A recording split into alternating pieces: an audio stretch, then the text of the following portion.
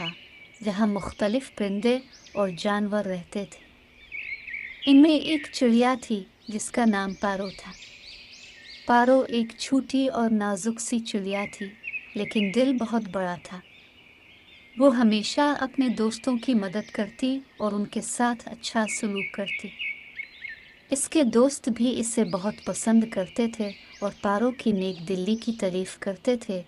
पारो के दोस्तों में सबसे अहम उसकी दो दोस्त थी, मीना और कोयल। मीना एक खूबसूरत परिंदा थी जो हमेशा पारो के साथ रहती और दोनों मिलकर दरख्तों पर उछल कूद करती थी।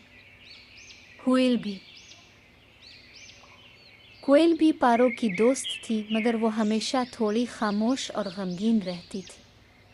पारो ने हमेशा कोयल के साथ अच्छा सलूक किया और इसे अपने दिल की बातें करने की तरगीब दी, लेकिन कोयल ने कभी पारो